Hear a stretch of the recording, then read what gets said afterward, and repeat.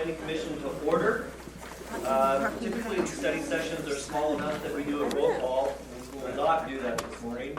There's a sign-in sheet going around, so please make sure that you sign in. We are here today for a presentation and discussion regarding data centers. And with that, I'll turn it over to Planning Director, Mr. Butler. Thank you. As Commissioner Tyler said, my name is Jeff Butler, Planning Director. So I'll introduce all why we're here today and just kind of give you the run of the show.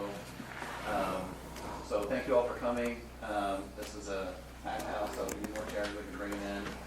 But we appreciate those of you who will be participating and those speakers and also those who are here just to listen and participate. Here's our agenda.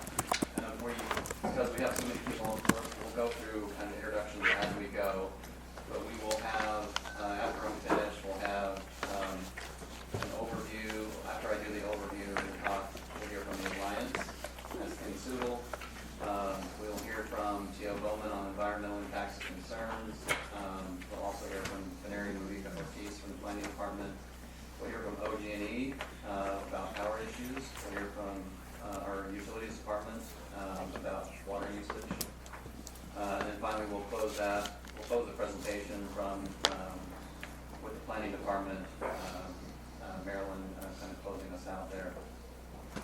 So our learning objective today is to just learn everything we can about data centers because we have a handful of possible cases coming to our city, possible data centers in the short term, and additionally we're trying to make sure that we have the best information possible to update our code and get that ready to go for the future. So at the end of this meeting, all of you will understand how to develop and regulate your very own data center. That's the goal. Just housekeeping, we need a parking pass. Lisa Connoisseur here, the Planning Director, has a stack of those if you need them. So please see her by the end of the meeting if you need one of those. And just a reminder, we're not talking about any specific zoning case during this meeting. We're keeping it general to data centers. So that's the purpose of the study session.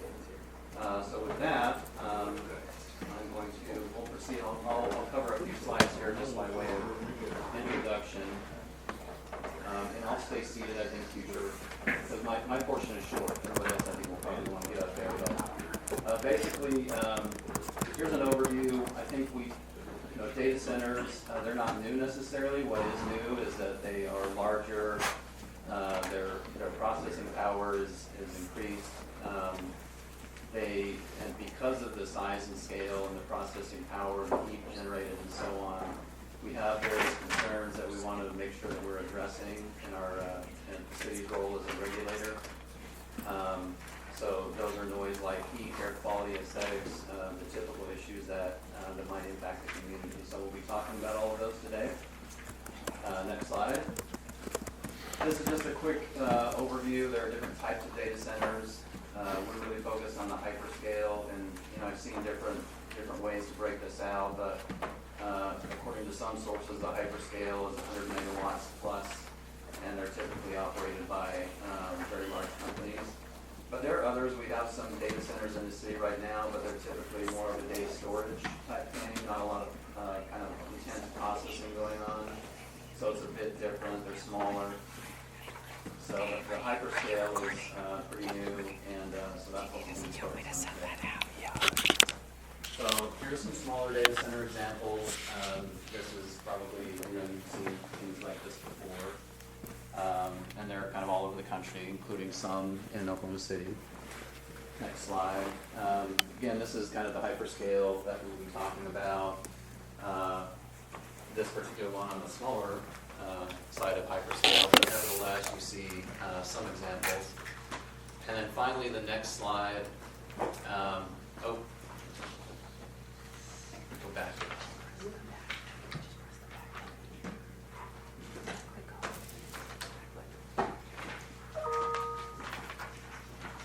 Seems to have frozen here. There we go.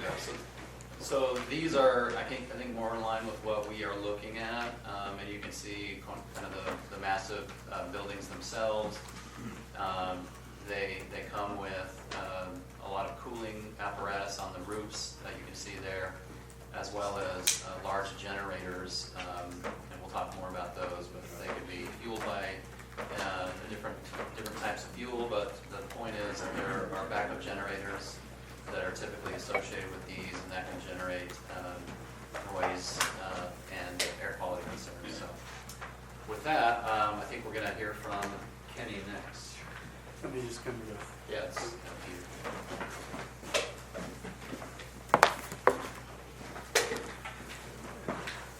you. Morning, Kenny Siddle with the Alliance for Economic Development. So, one, I just want to, and I'll be very brief, but just want to kind of talk about these. This is something we are also learning about. You know, this is something that's emerging, changing very rapidly. It's not, these data centers are not something really that the Chamber or the Alliance has been out recruiting or anything. In fact, a lot of this has kind of just come to us, you know, that, hey, folks are showing up in this market, and I'm going to kind of talk about a couple reasons why they're showing up and looking here. But, you know, so we're with you. We've been kind of in the process of learning very rapidly about some of this. So just going to try to share a little bit of this. Did I skip a slide?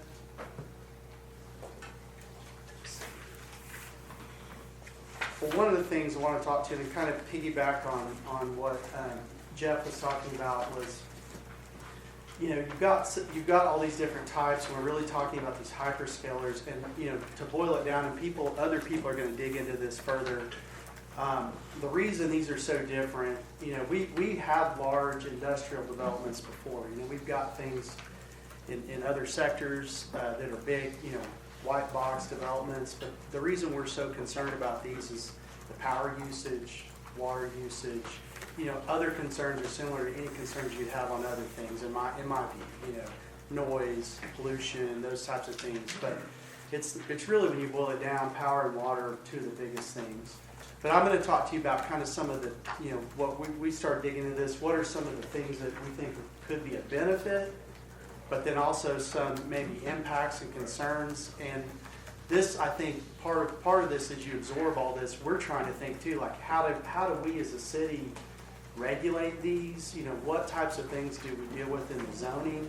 I think a lot of these things I would queue up with you to put in your mind about.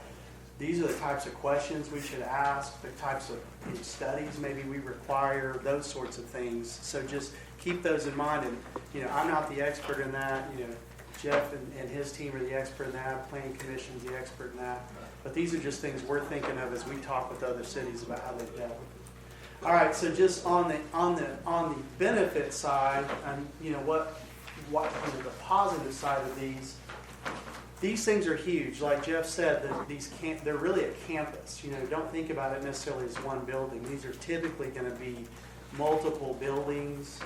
You're probably going to have a big electrical substation. You're going to have multiple buildings, generators potentially, batteries, other things. And it varies. And so this is where I'd say the devil's in the details. But you're going to get a pretty large capital investment from these things. I mean, these are things that are, you know, from the hundreds of thousands of square feet up into the millions of square feet of size. So typically, as we've looked at projects around the country that are proposed or going, the ones we've seen have been somewhere between, you know, $5 billion and up, you know, for single projects. And also, we typically will see that they cluster together. Like you're going to have not just, you know, one building or maybe even one site, but they cluster around each other. And part of this is, you know, they're looking at where the power can be had. They're looking at where there's large acreage, where water is available, where they can run fiber for the connectivity between. So that's some of what we're hearing from them that they're looking at, and I think why they have zeroed in on Oklahoma City. You know, the other side of this is employment, and there's really two things. This is one I would say for us, I think, again, the devil's in the details. We typically try to chase big projects that bring lots of employment. You know, data centers typically will have pretty high-paid jobs after they're built, but typically not as many as you would see in a similar size, you know, manufacturer type project. we're seeing anywhere from ones that have anywhere from 100 to 800. You know, these are people that are maintaining the systems, you know, et cetera. But there's a lot of jobs on the front end, and these construction projects typically will be multiple year projects. I mean, 2 to 6 to 7 year type of build outs, and you have tons of people basically, you know, lots of HVAC, tons of electricians, electrical engineering, plumbing, you know, construction trades, and I think you have a lot of that after the fact also, because a lot of that equipment has to be maintained. I mean, if you really think about these are just usually large structures, tons of electrical equipment inside, big racks of servers, you know, heating and cooling units, generators to make sure that the power supply is not interrupted, etc. And then on the community benefit side, I mean, really, a lot of times these things do have to upgrade a lot of your infrastructure. You know, there's upgraded water, sewer infrastructure. They definitely have to upgrade the electrical grid, which someone from OG&E is going to talk a little bit about that later. You know, there is, as you can imagine, with several $1 billion of investment, there's a ton of property tax that's generated. Most of the data centers, although not all of them, and this is something we have to kind of keep our eye on from an exemption. There are some exemptions on their equipment sales tax, but they do pay franchise fees and sales tax on their electricity bill. Most of them, although that's something we do have to watch. But if they do, you know, most of these AI type data centers that pay a tax on that, for example, if you had a 250 megawatts site, it's probably going to generate somewhere around $9-10 million a year of sales and franchise fees for the city. You know, these things are big. It's a lot of investment. It's a lot of work. A lot of things going on there. You know, so there can be some benefit economically. Again, and other folks are going to go into this a lot, you know, in a lot more detail than I am. But just, you know, we're always weighing not just the economic benefits, but like what are the concerns? What are the things we want to be thoughtful about? And again, resource consumption. So I think one of our largest concerns is, you know, power. You know, these things, if you put it in perspective, 250 megawatts, that's like adding the city of Moore to your grid. You know, that can power probably 50 to 70,000 homes. You know, so that kind of gives you, it's a huge impact. And certainly, I think you're going to hear later from OG&E, this doesn't happen overnight. You know, it takes a while to build that. But that's one of the concerns I think we as a city should have, is also just how are we making sure that we maintain electrical power and availability of power for other projects, for other job creating projects. You know, and this is not, you know, I know there are some that are looking, you know, on one certain area of town, but we're looking at that impact, you know, citywide. You want to make sure that there's power available. Water as well, and you're going to hear some more on that later too, but you know, there's different cooling systems. There's air cooling, there's water cooling. There's lots of different systems, and oftentimes they use combinations of these. So again, this is back to the devil's in the detail, and some of these, you know, may have a peak usage of 2 to 5 million gallons a day. I think some of what we've learned is that some of that's peak usage. So how much are we really using daily, and how much needs to be stored on site, et cetera. But you'll hear more about that later. And then obviously land. You know, these use up a tremendous amount of land, and that's something that, you know, compared to other cities, Oklahoma City has a lot of. But again, it's just you know, the land use issues and where they're located and how much, you know, is being used. It could be used for other things. You know, again, back to regional infrastructure. So again, depending where they're located, this is multiple things. This is how far do you have to run the water and sewer lines? You know, how far do you have to run the fiber lines? What's the electrical infrastructure? You know, because it's not just about generating the power; they also got to transmit it. You know, so the power lines and all that. And then obviously environmental impacts. You know, we want to know if you're running a bunch of generators, are you know, moving us towards a non-attainment status? Are you know, helping impact or creating impacts that may make future development more difficult from an environmental standpoint, but also just fact of not wanting to have the environmental pollution. And noise, and I think noise is typically focused around a lot of, what are the backup, generators and things like that. How long do they run? How loud are they? And there are solutions out there. I think the biggest thing that I could probably leave with you today is the takeaways. There is a lot of economic benefit, but I think we need to be thoughtful about the information we're requiring and the requirements we put on, because a lot of these things can be mitigated. It's all on how you do it. And I think we've even seen, like, for example, on generators, you can use smaller series of generators as opposed to one giant one that kick off, and they're not as loud as what I'm hearing right now, from the work that's going on in the garage. But there are others that are really loud, and there can be things like sound screening walls and other things like this. So these are just things I think we need to be thoughtful about what we require.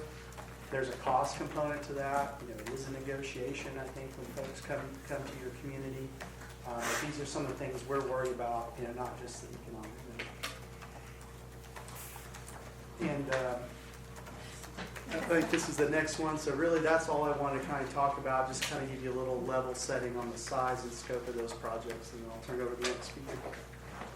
Benary, real quick before you start, I just wanted to mention one note that I failed to mention before. So we do have, in addition to our presenters, we have some folks here that are available for questions, should there be any. But we have the Oklahoma Water Resources Board. If you're here, raise your hand, representative. Okay. Also, DEQ, we may have. Thank you. So if there are questions, we also have a couple of data center developers that may be here. Beltline Energy, representative. No, not today. Okay, and then possibly North Point. Okay, they elected. So with that, and again, if there are questions as we go, feel free to ask. But we will have a discussion at the end. So either way, if you have questions, we can do either way. Can I ask a question? Starting from like total scratch here, I know nothing about this stuff. Tech is not my area of expertise in any sense. But as I was thinking about this last night,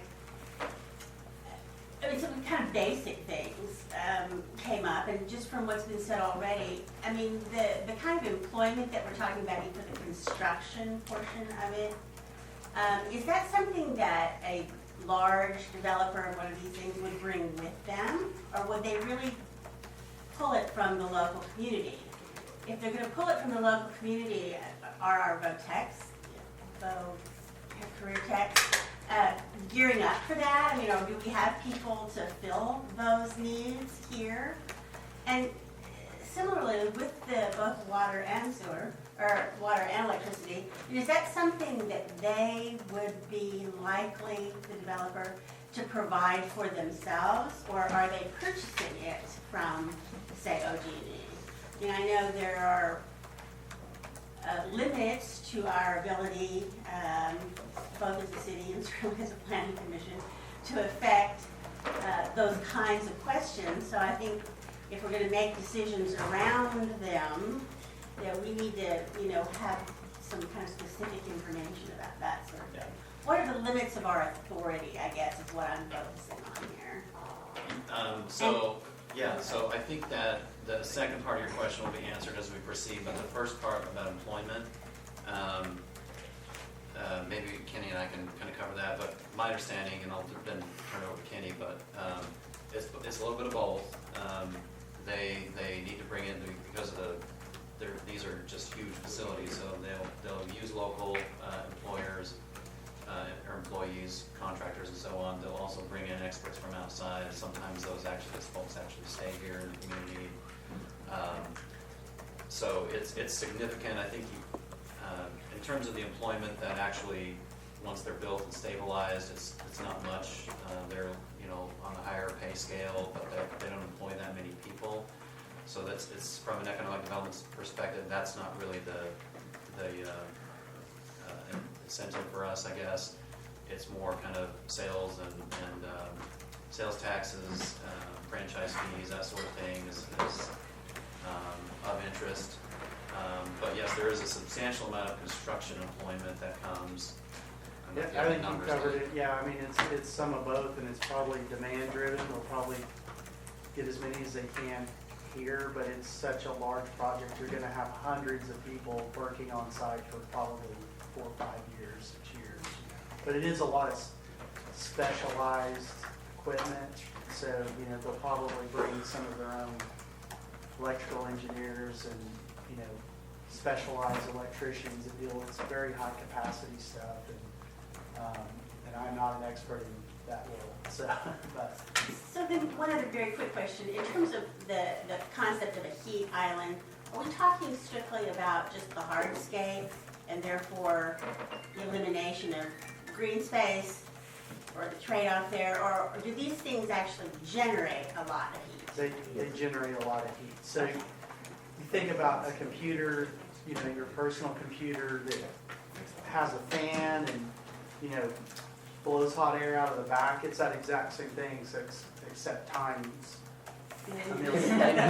They line up these. I've got slides and you got visuals, some, yeah. okay. Okay, all right. My name is Vanessa Umpica. I work for the planning department, and now we're going to be talking a little bit about the environmental impacts and general impacts. I'm going to be talking a little bit about the noise, and then Tio is going to be talking about the heat and other impacts that these data centers might bring to our communities.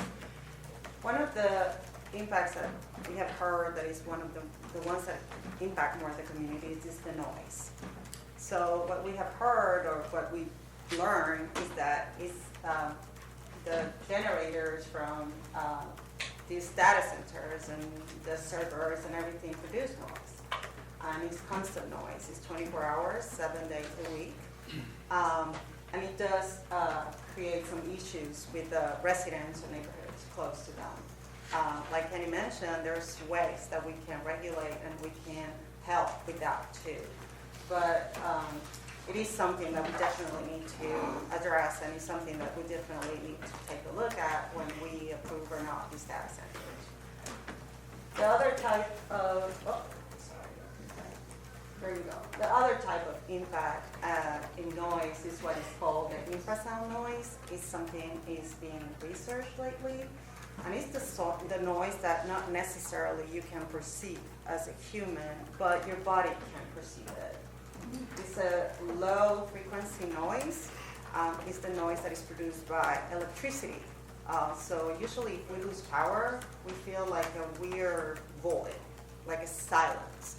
And it's because that's the constant noise that is produced by electricity. The sources says that it does have potential human effects. Some of those can create headache, fatigue, sleep disturbances, loss of concentration. In some studies, it says that it can cause stress, mood changes, and mild cardiovascular effects. So this is something else that we need to keep in consideration when we approve or not these data centers. This does have an effect on wildlife too. There's not a lot of research out there yet about the effects it might have in wildlife. Like Kenny mentioned too, this is something that is new, so we're learning in the process, and new research is coming out about all of this right now. But again, this is something else we need to really keep an eye on when we approve or not these data centers. I'm going to leave Tio with you guys now. Mary, is there much research available on this? It is. It is some research, it's medical research, it's scientific research out there with data about the data centers, not only for the people that work in the data centers, but the people that live close to these data centers, are residents that, and there's even research of how far can the noise travel, the low frequency noise. The difference between regular noise and the low frequency noise is that the low frequency noise can pass walls and other infrastructures. So that's why it's something that, and it's not something that you can necessarily hear. So at the beginning, you cannot really perceive it, but your body can, and there's research about the effects that it has on human health.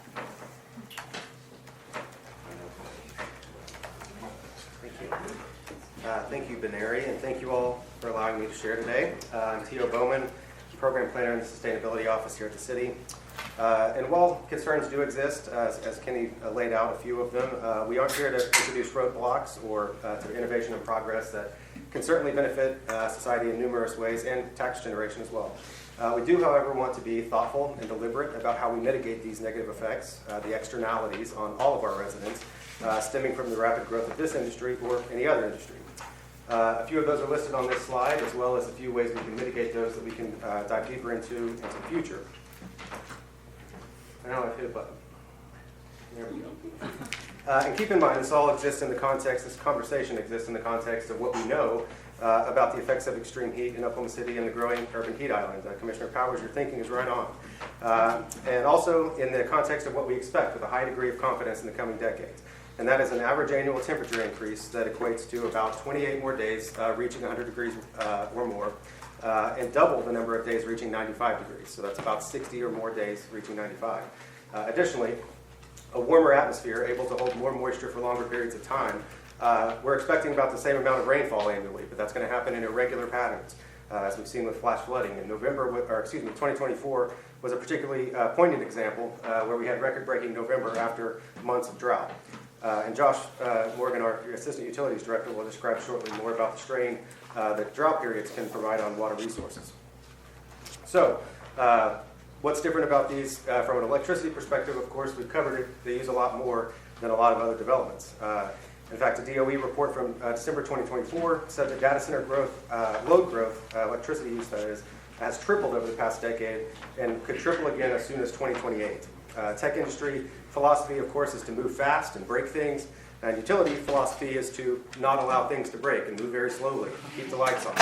It's a noble cause. But with hyperscale centers asking for up to 1 to 1.5 gigawatts, equal to nearly 200 homes' annual electricity usage, this adds a new scale of electricity demand growth beyond just these warmer temperatures that we're planning for. A good portion of this electricity demand is driven by the need for cooling. And this is just one example of the way that works. And cooling means displacing that heat generated by the servers or other equipment that's going on inside that facility. When outdoor temperatures rise, that differential between indoor and outdoor temperatures shrinks. So fans spin harder, chillers run longer, compressors cycle more often. The entire system works overtime just to keep up. This is a very basic model of heat recovery that can be implemented in certain situations using heat pumps to be able to use that waste heat, as it's called, for industrial processes or generating electricity. Now, utilities are very excited, as you'll hear from Jim very shortly, that this is a massive new customer base. Historically, as we all know, all customer classes have paid for the cost of generation and transmission, particularly that's created by growth of any kind. The New York Times, citing research from Carnegie Mellon University, and North Carolina State University, found that electricity prices nationwide are expected to increase by an average of 8% just from data centers. In Ohio, that looks like residential customers paying about $180 per year to provide power for these centers. Research by Bloomberg reporters similarly found 70% of price nodes that recorded increases are located within 50 miles of significant data center activity. And monitoring analytics also found $9.3 billion of last year's increased electricity cost in the Mid-Atlantic was the result of data center growth. This is very important to remember because as we've seen in a Corporation Commission Public Utility Division white paper, the present utility regulatory environment does not favor consumer protections from potential rate increases due to this rapid increases in power demand. So, here we go. So, to your question, could a data center generate some of its primary power on site? Technically, yes. However, off-grid solutions are rare in the project tracking of Wood Mackenzie, a data analytics firm that produced a report in June of this year. Data center firms are good at what they do. They're building facilities that serve their computing needs and consuming a tremendous amount of power.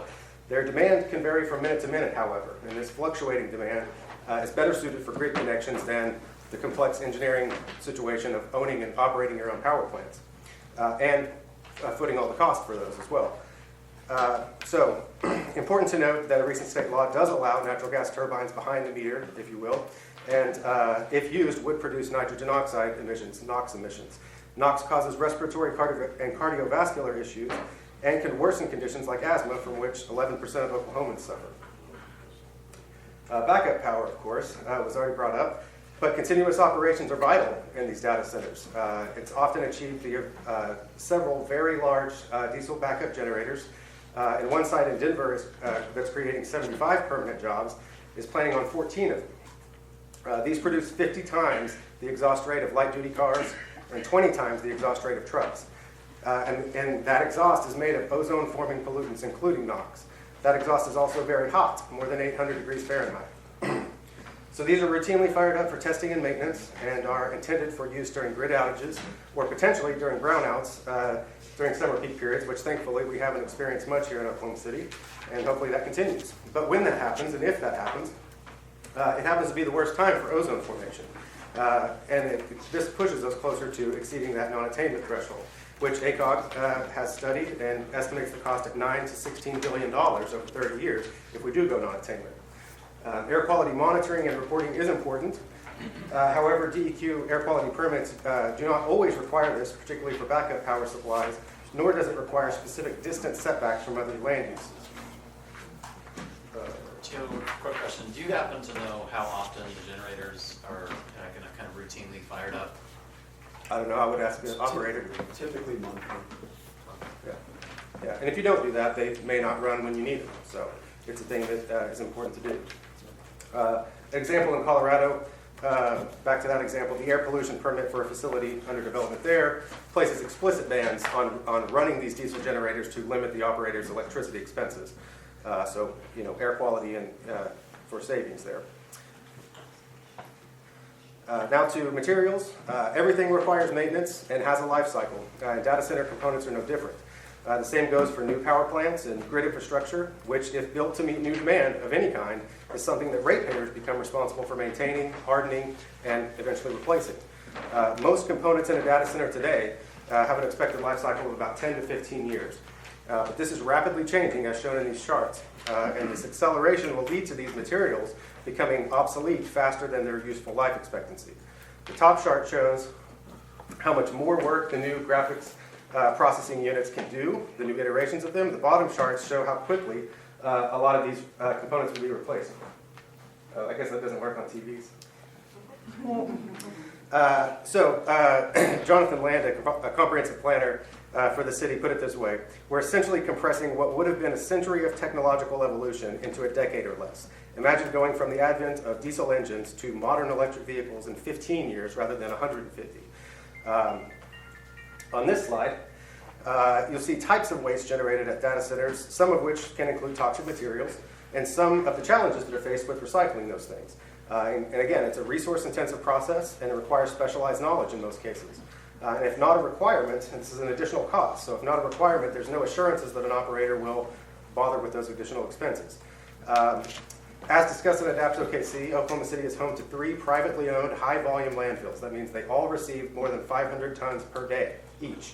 And greater than, I'm glad you said the city of Moore, greater than the population of the city of Moore. More than 60,000 people live within 2 miles of all of those. And finally, another elephant in the room is the circular nature of the investments between AI model makers, compute providers, and chip makers. This chart on the right is a little busy. I guess my left, your right. It's a little busy. It's from Bloomberg. But it illustrates why people worry that this web of relationships could either A, exacerbate a bubble burst, or B, a sign that a bubble burst may be coming. Paul Caraval, a senior fellow at the Harvard Kennedy School, said it concisely: today's AI firms have tangible products and they have customers, but their spending is still outpacing monetization. Thank you.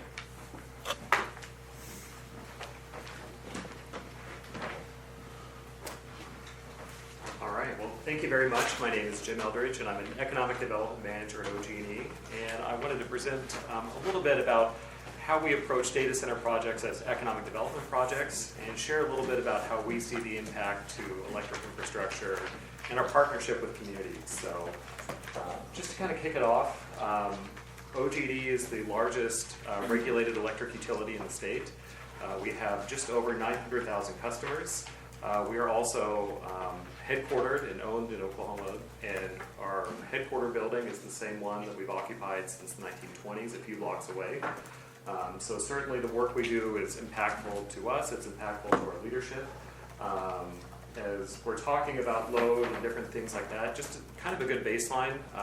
We are part of the Southwest Power Pool, but we generate about 7,000 megawatts in terms of peak generation capacity, and we consume roughly the same amount with our peak load requirements. So we're pretty well balanced, but again, when we're talking about data centers that could be potentially a gigawatt or more, that would represent 1/7 of our system in terms of new load. So clearly what we were talking about are incredibly large projects and things that require a lot of consideration and a lot of partnership to move forward.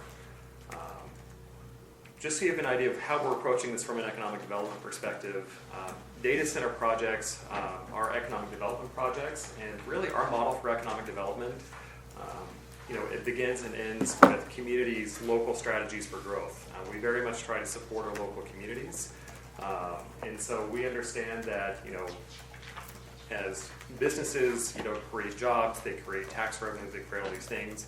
Well, they're really supported by their local communities. And so we see our role and responsibility as the economic development team at OG&E. We're here to support communities' local strategies for growth, hoping that they, support these businesses, and hopefully that comes back to communities in the form of, tax revenue and job creation and these positive economic impacts. And this is really the way that we grow, new load. And so our growth, we're going to grow together with our communities. And so that's a very important thing for us. As I mentioned, data center projects are economic development projects for us. And just as sort of a baseline of how we approach all economic development projects, there's things that we do to really support those local strategies and work with our local economic development organization. So we do provide information about our infrastructure related to projects. We try to provide timely and accurate information when it comes to capacities of a given site and potential for this site to support a project and what that timeline would be to serve. We provide economic research and analysis on these projects to let our community partners know the potential impacts. We do a lot with strategic planning. We're not strategic planning consultants, but we really try to help communities implement and achieve good strategic outcomes. And we do a lot of education on economic development processes, impacts, the best practices, both in the field of economic development as well as the fields of planning, community development, and utility economic development. And so we serve data centers in a variety of different ways. Again, as I mentioned, we approach these as economic development projects, but we do have a power supply planning process. OG&E forecasts energy needs. And then we make smart investments in the grid without overbuilding. We have an integrated resources plan that is publicly available for anyone to see about how we plan for these resources, what we expect future loads to be, and how the generation resources will connect to those sorts of loads. In terms of how we're approaching new generation, generation is a key part of data centers. Obviously, we need the generation in order to support the load for a data center. And so we currently have a pre-approval request in front of the Oklahoma Corporation Commission. It's a request for about 850 to 900 megawatts of new generation capacity, which will include new units at our Horseshoe Lake plant and power purchase agreements. So it's something that we're actively looking at and actively working on. And then in order to do that, we have to work very, very closely with our regulators. As I mentioned, we're a regulated utility, and so we actively engage with the Oklahoma Corporation Commission and our legislators to ensure that we have reliable, affordable power and generation capacity to support it. Because of the way we're regulated, we're obligated to serve all customers, and I think a key part of that is sometimes, we want to make sure that everyone understands is we're required by the Oklahoma Constitution to serve all customers. That doesn't mean we say yes to everything a customer requests for us.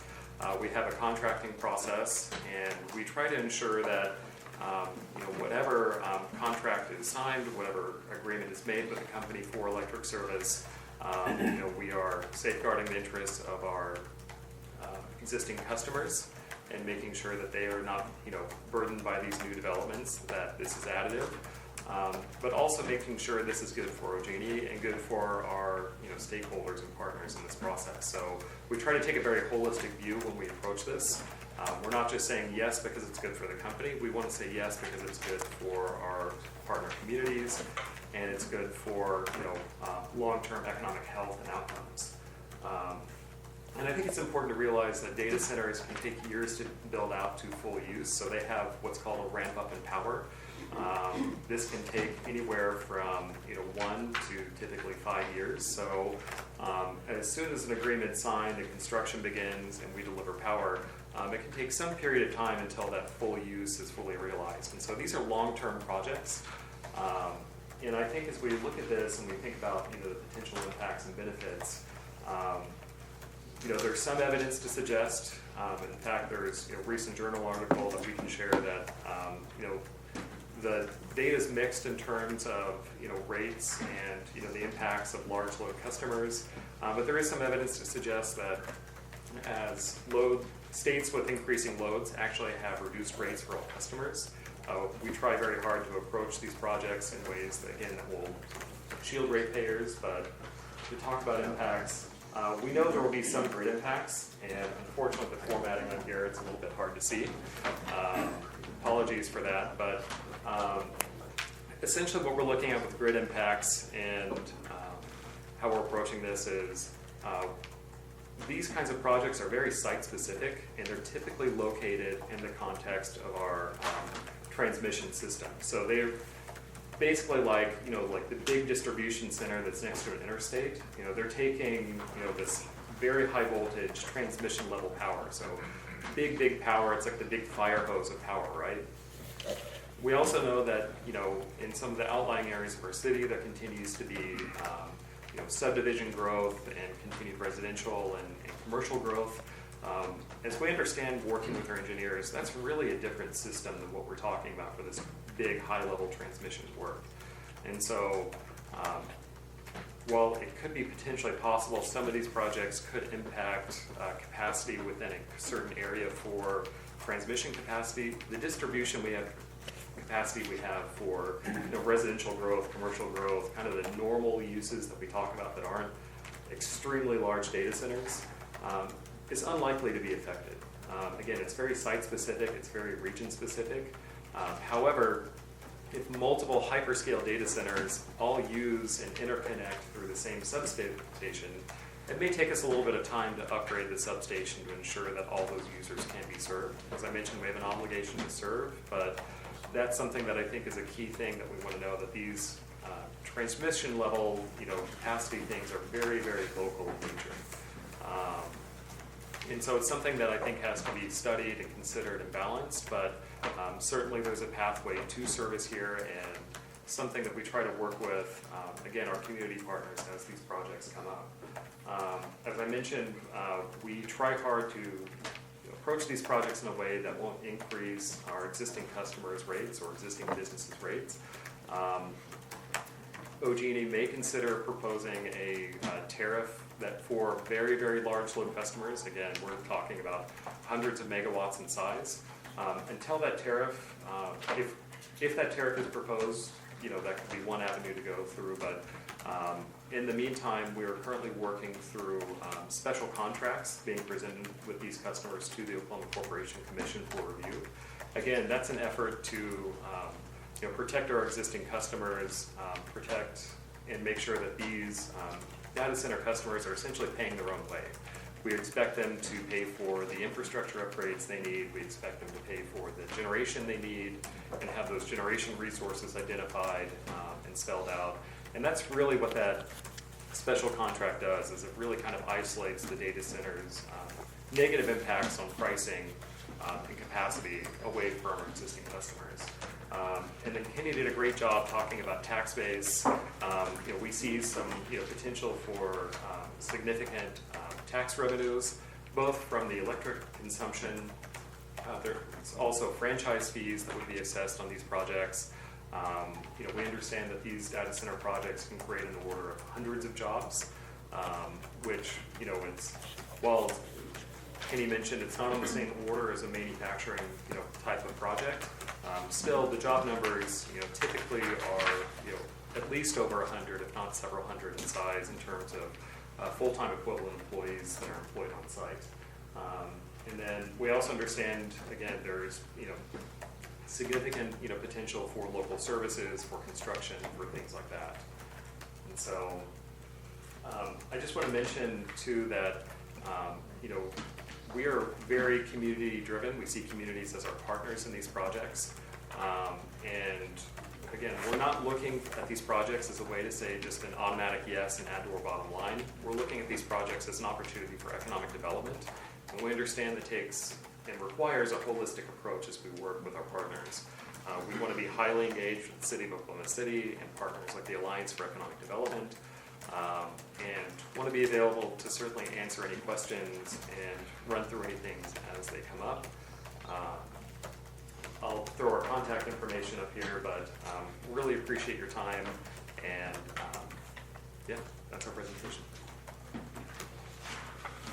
I have a question, Yes. just in terms of, again, the process, trying to wrap my head around this.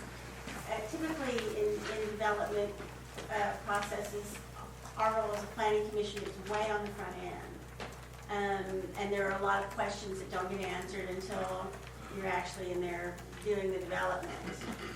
And so we have, other portions of the city that deal with drainage and, et cetera, stuff that we won't necessarily know one way or the other, and while we're making the decisions that we're making. So how should we be looking at this process in that way? I mean, will we know whether OG&E has its deal in place with somebody who wants to build a data center or not? When we're trying to decide whether this particular location is a good one for that to go, which is kind of how I view our job. It's really about the land use. So give me some sense of the process in terms of how that develops over time. Sure. Well, I think you're absolutely right that you all, as the city and the Planning Commission, have the ability to regulate land use. That's something OG&E do not do. Anytime we're approached by a potential customer, we have our established business practices we need to run through to examine a project and look at it to evaluate if we would pursue a contract or not. And so we really encourage every business to reach out to us directly, to work with us in terms of being able to answer the question of how we can serve this customer from an electric standpoint. So I'm guessing that they would need to do that in order to even know whether it's a good Electric idea service. to try to locate here instead of here. Correct. So that would be for the electric service, component of this. The Corporation Commission, would, if we pursue a special contract, it would go before the Corporation Commission, and that would probably be, a public indication as we work through this. For all of our economic development processes, we understand we're handling sensitive information, and so we try very hard when there are early opportunities to engage with community partners. We're doing that at a staff level in ways to where we can communicate properly and share information where appropriate. And so we certainly don't want the city to be blindsided by any of these impacts. We also understand we have to work within, sometimes companies don't want us to share things before they're ready for them to become public. So I think we try to take a really balanced approach, and we try to carefully understand, what can be shared and what can't be shared. But we have great local partnerships, again, with groups like the Alliance for Economic Development, where we have the ability to really work on these projects together. And I think through that partnership, I think that's a good opportunity to, then bring in, appropriate staff as needed to sort of, guide these projects through. I think this is something that is, a great opportunity for the City of Oklahoma City to consider as well. As you guys talk about land use controls and zoning for this, setting things up that are beneficial to the community at large, I think is something that we always look to, and we always encourage our local municipalities to create well thought out, well designed, zoning codes and regulations. And so that's just something that we're limited by and something that we really trust our local partners to be able to do well. I might add, and Jeff, you can jump in here. These are some of the things we're trying to research, what kind of information you require. And there are some communities in their process that require like a will serve letter or something from the utility, or some indication that it's a real project, or that they've, gotten it to some point in the discussion with the utility. And that's how that would look here, I don't know. But that, I will say, I think one of the things we probably failed to talk about up front was there are different, there are some folks who develop for themselves. There are some that, hire these other groups to go develop these for them. And then there are some that I think that are a little more speculative, that are, trying to get this up with going to try to, later on sell the product, to be able to lease it to an end user, et cetera. So there's all those different models, and I think that's some of our concern. And I know that we've been trying to reach out to other cities about, how they've approached, even the zoning and on the front end of it. And some have required, some indication or something that there's been work or communication with the utility.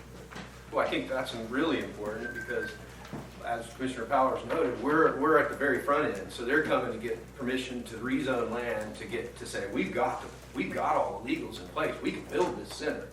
Now we're a customer, and you have to serve your customers. So if they're not there in the first place, you don't have any conflict because there's no customer to serve. But they come to us before they're your customer. So that's the key, is like, how do we know that, as you said, they are going to pay their own way and that it's not going to raise rates for normal people in the city before we give them the permission? But we're looking at land use, how the buildings are set, the landscape and all that.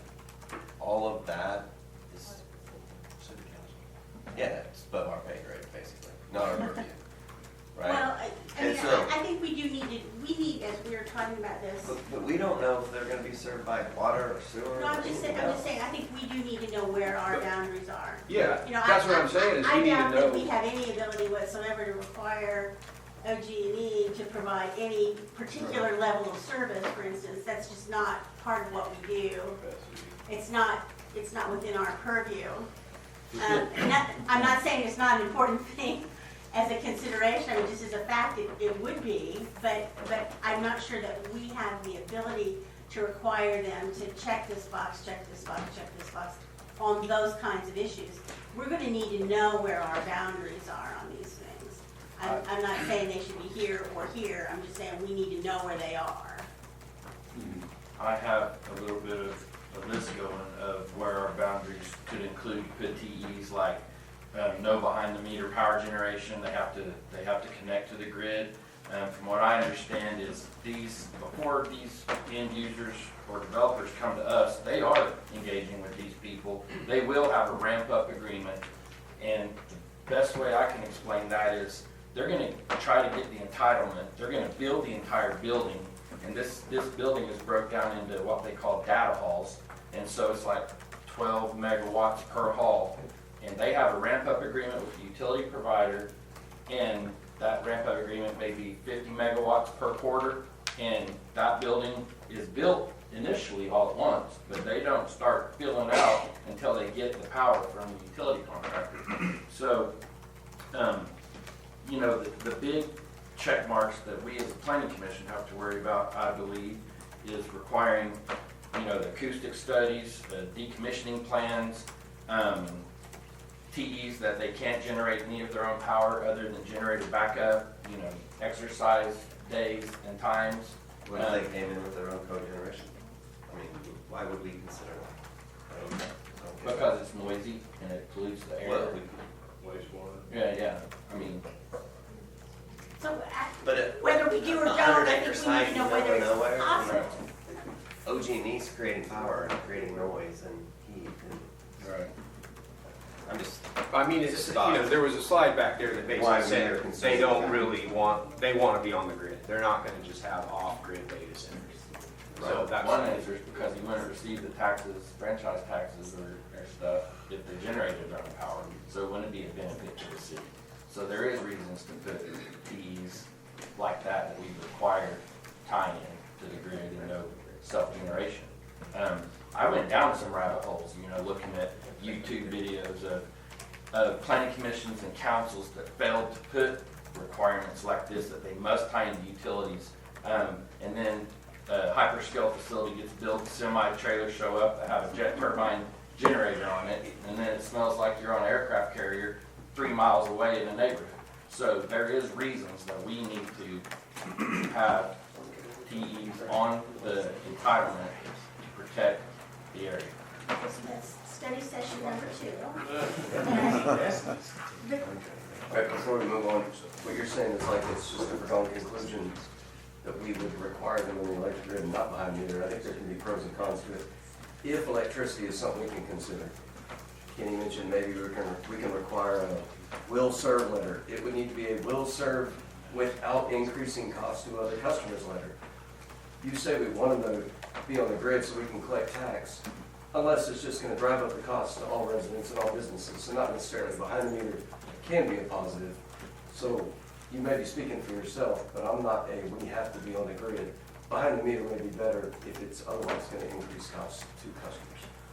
Okay, and so where I am on that, again, just is, we need to know whether it's even within our purview, within our authority to make that kind of distinction about a particular applicant.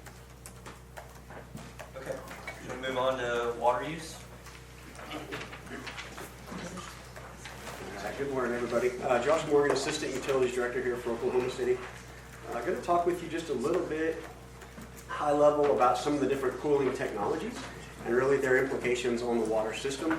And I'll kind of tie it back into us as the Utilities Department or the Oklahoma City Water Utilities Trust, how we could support the different varying things. And a lot of these slides are going to kind of highlight what you've seen from the other presenters today, that if done badly, it can have dire consequences on the community and the economy. But there's absolutely ways that data centers can be built and ran efficiently.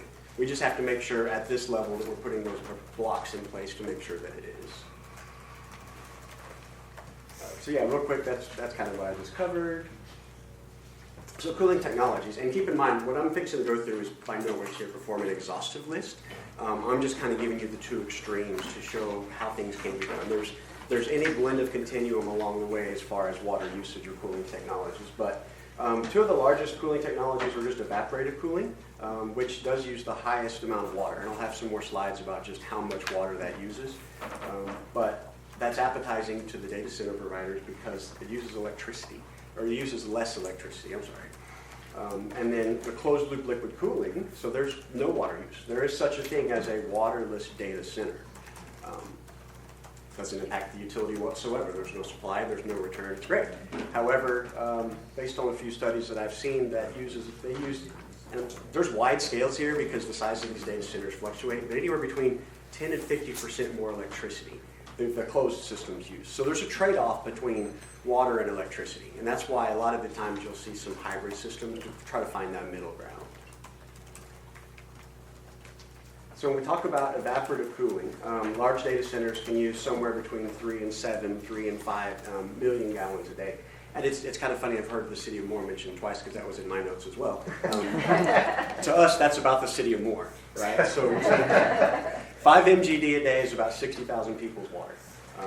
That's about the city of Moore. So when you think about one large data center using that much water, that's a small city. Now the one point that I need to make to that is, that's not all the time, right? So these new cooling technologies, even with the evaporative cooling technologies, they don't run unless the ambient temperature outside is about 90 degrees or above. The Water Environment Federation and University of Pennsylvania and Amazon just published a study within the last 2 weeks that show of the evaporative cooling data centers, the cooling system only runs somewhere between 1 and 15% of the annual hours the data center's online. So when we first started looking into this, we were like, hold on. So we're going to add the city of Moore every single day. Can't do that. But if you actually take a look at how it's operated, it's not every day. It's in the peak summertime, essentially. But when is our peak demand needed? It's in the summertime. So there's that. And then the other part of it is just return. So, and I'm going to talk about the different avenues we have to supply water, but regardless of how we supply water to them, they're going to return a third of that water to us. So we're not only talking about impacting our water side of the house, but it's also the sewer side of the house. We have to have the sewer capacity to be able to receive that returned water back to us. Does it have to run on clean water? No. What do you mean by clean? Well, No. so it doesn't have to be heavy, and I mean, I guess what I'm asking is if we built one down by the river, could we pump water out of the river to cool this and then send it to the wastewater treatment plant to get cleaned up? So there's trade-offs. I mean, there's well water, there's raw water, there's potable water like I'm going to talk about, there's reuse water.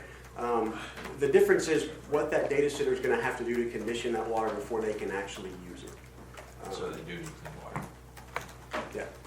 So that means the water they're pumping out isn't clean enough for them to use it again. Yes.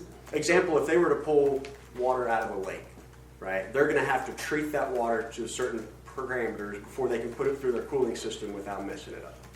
But I'm concerned what to push out if it's that Okay. contaminated too. So typically, and again, I'm not an data expert, but in the research that I've done, typically what they're sending back to us, it's minerals. It's things that have been evaporated out during that heat exchange process. It's no different. It's a chiller. They're not adding additional contaminants that weren't already in the water. There's no entrance It's like of toxic falling apart materials. water, the water evaporates, there's still calcification Yeah. and minerals left. And so evaporation is a Mhm. third to 2/3 going away, which then makes the water too heavy to Mhm. recirculate. So it has to be Recirculate. diluted Yep. again Yep. before it can run back through. Mhm. Yep. Spot on. So one potential supply of water is potable water or drinking water. Keep in mind, this is not our favorite one whatsoever. But I'm trying to give you the scales of options here, right? So potable water, it's a limited supply, right? So as the Oklahoma City Water Utilities Trust, we currently have a water supply plan to meet the Oklahoma City metropolitan area's population growth through 2060. We plan for about 1.5% growth a year. If you remember the last slide, one large data center would equal 5% growth at a time. So this limited supply of water that we have, we spend a lot of time and money, one, getting the water to Oklahoma City, and then to turn around and sell it to somewhere, to your point, that we don't have to have drinking water. There's plenty of other options. So really using potable water is not an effective use of that water that we need to serve the citizens. Potable water is also the least economical option to the purchaser. So the way that our rates are structured, potable water costs 77% more per 1,000 gallons to the person who's buying it than reuse, which I'm about to explain in a minute. So it's not really even cost effective for them to do it. Not to mention it would drastically stress our supply, treatment, and distribution systems. Could we account for this? Yes. Is it going to require a lot of money to be dumped back into our infrastructure to upgrade our treatment capacity and our distribution capacity? Yes. You know how much? Ballpark.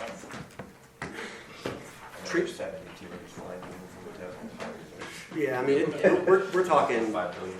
Yeah, that's it. It's depending on how many, right? So could we bring on 1 or 2 and support it with what we have today? Yes. Could we bring on 20 and not? No, we couldn't. So it's a scale. The treatment plant upgrade's about $2 million, $3 million. There's infrastructure to get the water out there, but I hope what you catch on to here is there's a way better option. There's a way better option. So reuse water. Reuse water is essentially highly treated wastewater treatment plant effluent. We absolutely have an abundance of reuse water today. So if you think back to what I said earlier, about approximately, say, 5 MGD, million gallons a day, to cool a large data center. We dump about 2 billion gallons of treated wastewater to the creek today. So we have an abundant supply of reuse water. We've actually, OG&E is our largest customers for reuse water. They use it at their power plants to be able to cool there. So there's already a precedent for being able to do this. Definitely the most economically friendly because you're not depleting the raw water sources. You're not depleting the lakes. You're not depleting the aquifers. You're not impacting the people. And then again, it costs 23% per 1,000 gallons as potable water. Already established rates in a rate structure. And then just a positive public image. We're not further depleting a limited resource, water. at a high level, and really this is just kind of meant to show you how if choosing these, either one you choose, doesn't necessarily impact our ratepayers immediately, right? So if you go with potable water, in either one of these, our ratepayers, by state statute, cannot fund our infrastructure enhancements to be able to supply one customer or one customer class. We can't do it. So the infrastructure improvements have to be paid for from another way, whether that's the developer, whether that's a unique combination of things that I'm not privy to, but our ratepayers cannot bear the burden for that. And to use potable water, like I talked about, we're talking treatment plant expansions. We're talking large main improvements all throughout the city. We're not structured for that today. We're structured to maintain growth of population through 2060. We could meet that, not a great idea. Treated wastewater, a little bit easier to do. Very similar to what we have with OG&E. They build a large pipeline from our wastewater treatment plant to their power plant, and they build a second one to bring the water back. Taken care of by the developer. There's no extra burden on us whatsoever to be able to support that. The only limitation here is when we talk about return water, there is only one of our plants we really have the capacity to get return water from. That was quick. Which plant? North Canadian, yes. And just, as we're talking to, you guys are going to have decisions that you need to make in the future. And kind of like we keep highlighting, there's an effective way to do this and there's not an effective way to do this. And one of the things that I found really beneficial when it comes to water usage, it's actually an industry standard metric for a data center's water usage. So it's actually the water usage effectiveness. It's an industry standard term. So when we start looking at regulations, or we start looking at ordinances, or we start looking at T's and E's, there is a way to measure how effective they're using their water without getting too far into their business. So there's plenty of ways that these data centers can be done that benefit the data center, that benefit the utility, that benefit the people of our Oklahoma City. So that's all I wanted to highlight. Thank you.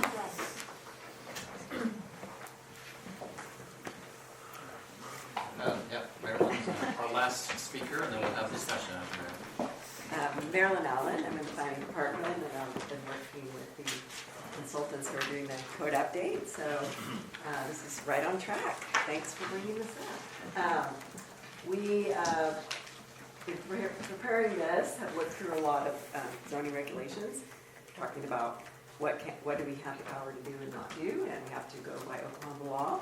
So no matter which, we look at Georgia and Virginia and Montana, we have to make sure we can do that here, and our legal department will help us with that.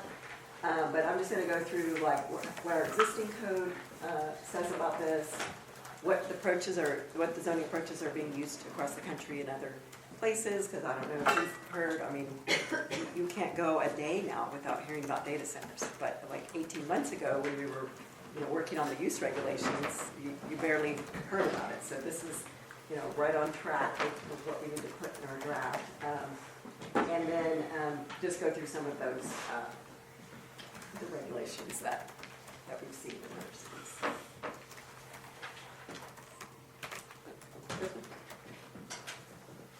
Okay, so what does our existing code say about data centers? Of course, not much.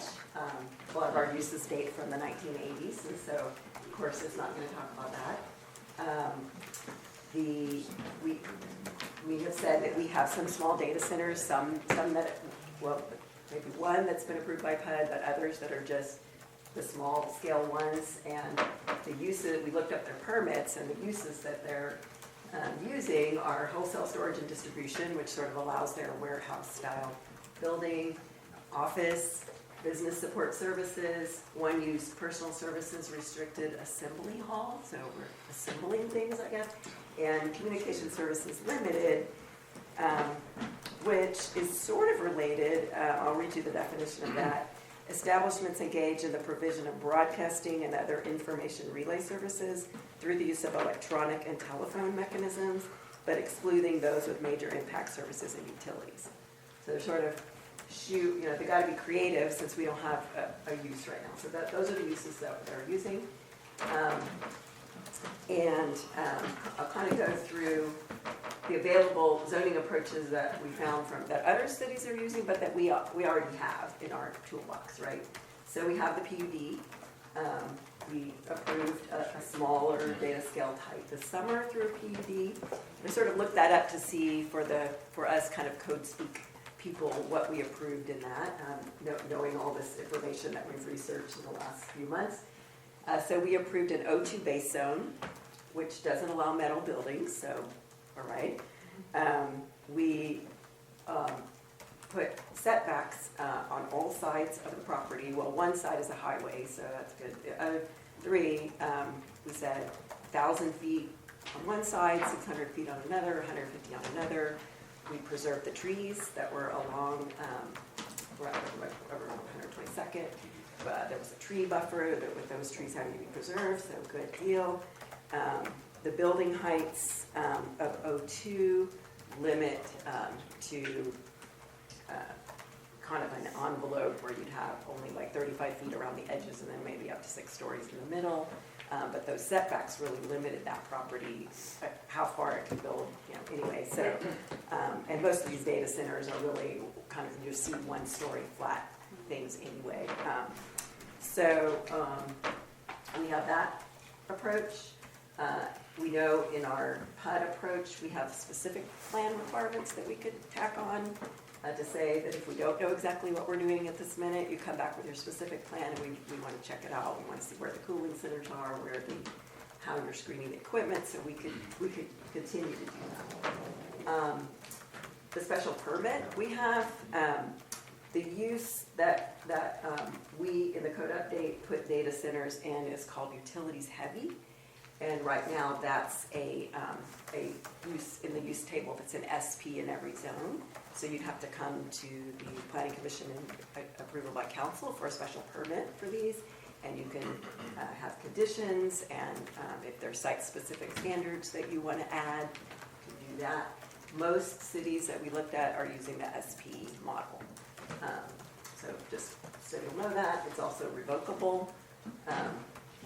If things go crazy or something. I know in one place they did a Bitcoin operating facility and it went belly up in 2020 with all that stuff. And so it's just sitting there now, so they could maybe revoke that permit so that someone else could come in and get it.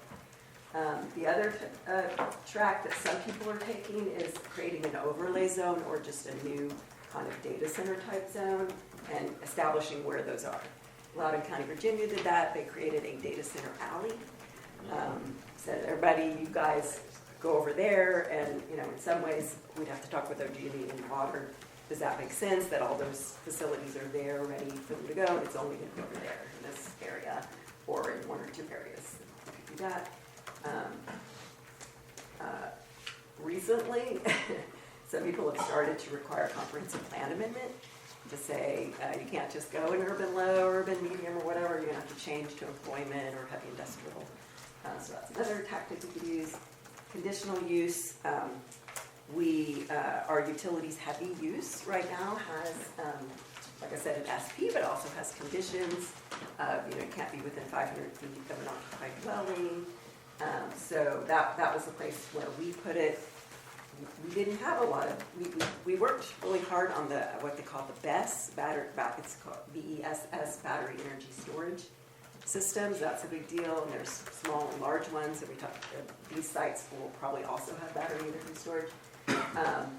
So we can create a set of conditions, and this is a great opportunity for us all to do it together and get this the way we want it. So those are the options we have, or we could think of new ones. And so on the zoning applications, when Janice was talking about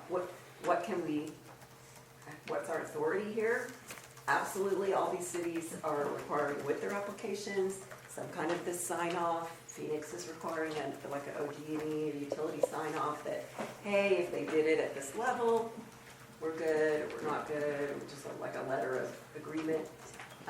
Noise studies, some people are requiring upfront noise studies about how far till the sound dissipates, so how far away from residential would you want it, and limiting the decibels. kind of similar to our own nuisance ordinance now. These are similar numbers that if we just followed our own nuisance ordinance in chapter 34, we're about where everyone else is sort of limiting this to. We did hear that noise studies are very expensive, so the other approach they're using is to just, in lieu of the noise study, require annual noise reports and see if we're too loud, and then have requirements for mitigation measures as we go. Because the other thing is we consider all these things is that the technology is changing so fast. I'll show you a couple examples of that. That whatever we decide on one zoning case, by the time it gets built, like they may change their mind and go with the new technology. That's why that specific plan might be. They got to come back and say, oh, we're going to do this a little differently, which is fine.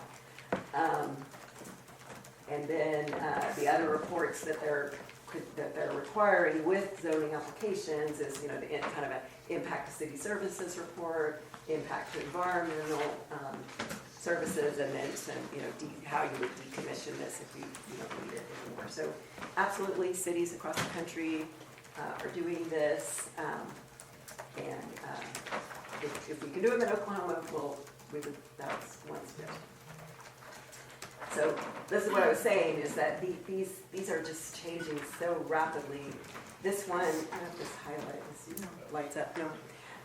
This one on the right here is Meta in Ohio. They need the power, and they need the stuff so fast that they put this in a tent. Now they say it's hurricane proof. I don't know if it's tornado proof, but would we allow a temporary tent, for these things? And then these are examples of kind of on-site nuclear energy. That's a cleaner variety. It's on-site generation. It probably won't provide all of their power, but these are just things that are happening in the background that we just need to be aware of, that this technology is changing real quick. Okay, so we looked at all the different ordinances. There's plenty to look at, and I gave you at the end of the appendix, there's a link to all the ordinances if you want to really get into the nitty-gritty. But mostly on site design, they have building setbacks ranging from 50 to 1,000 feet. Atlanta said we're not going to have, they have to be 2,000 feet apart.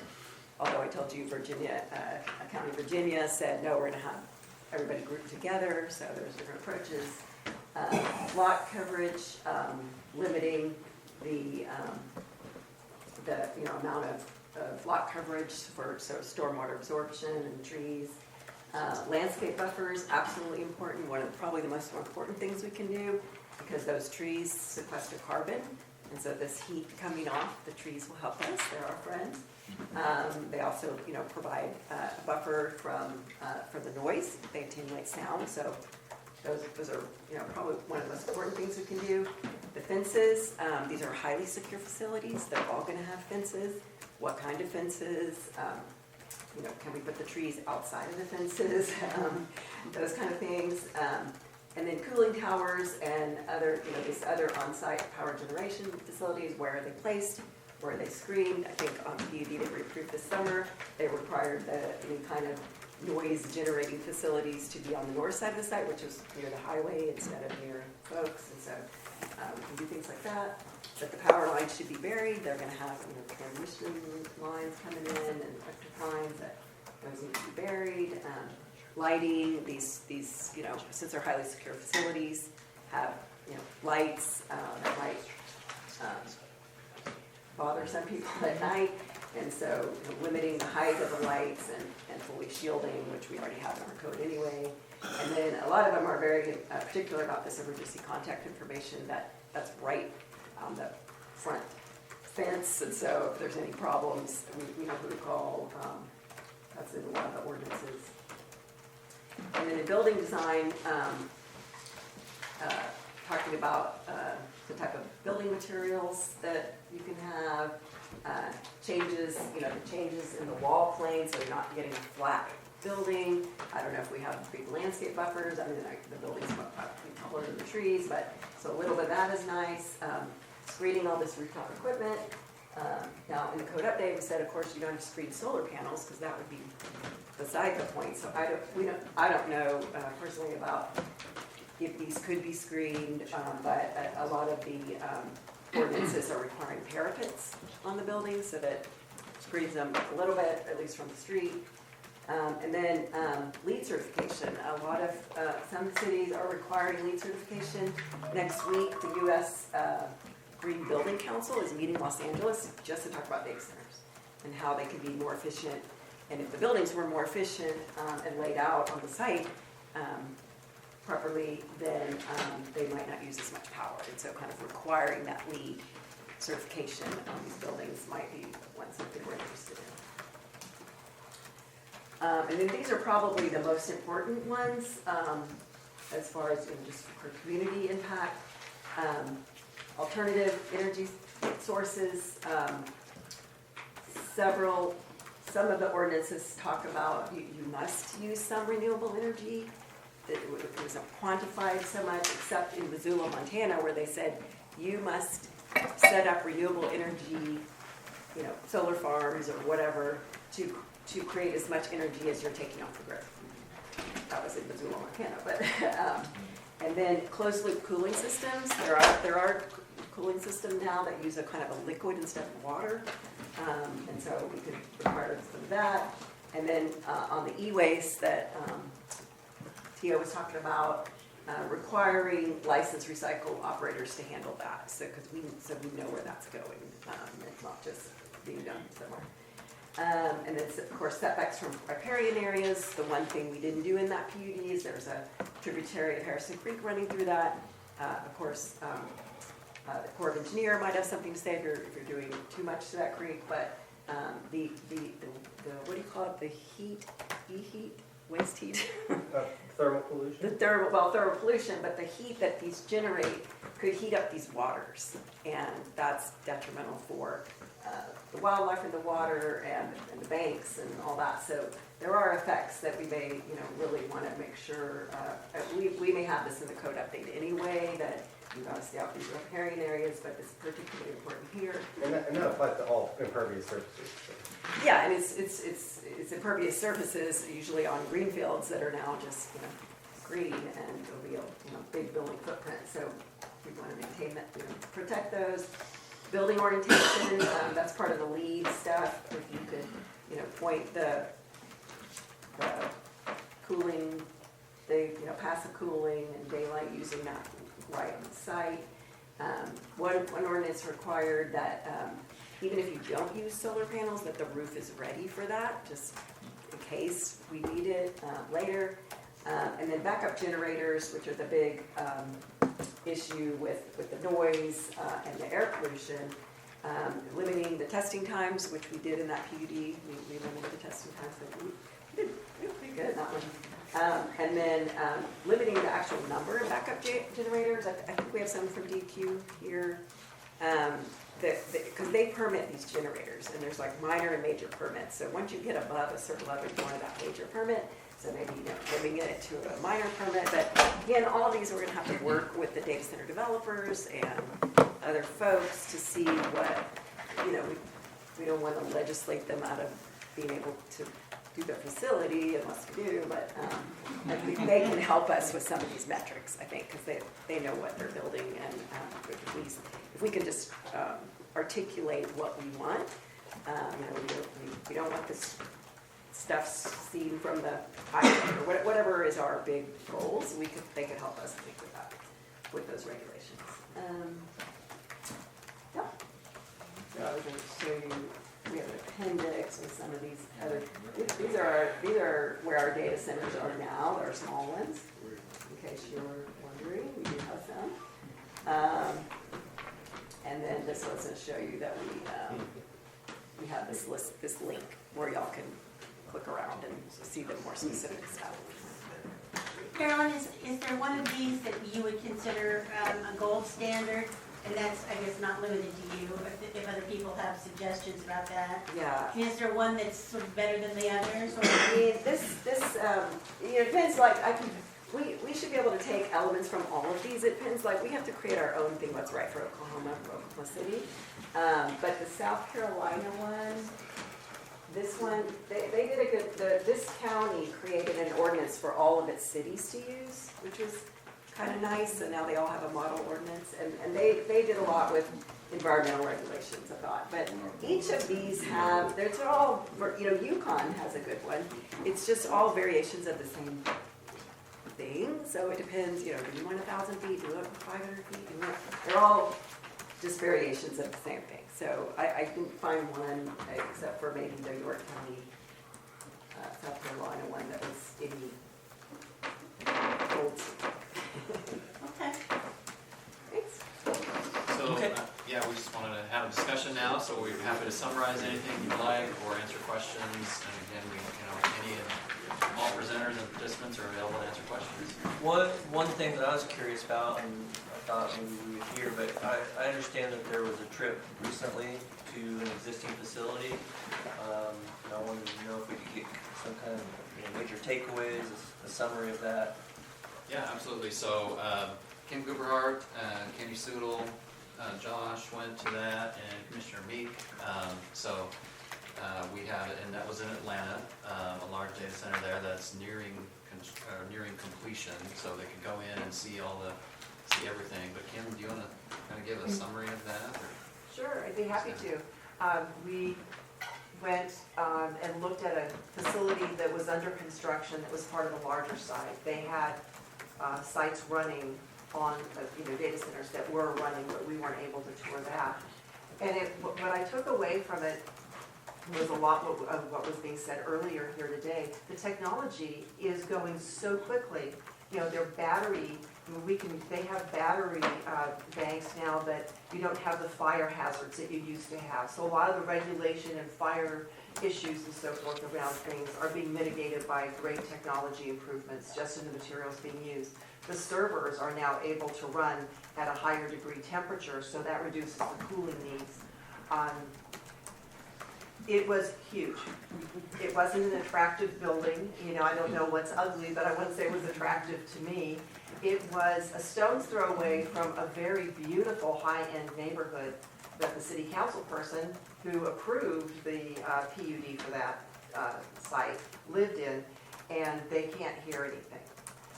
Now, this is what we can hear. I think earlier there was something in the presentation about infrasound. You mean they're going deaf?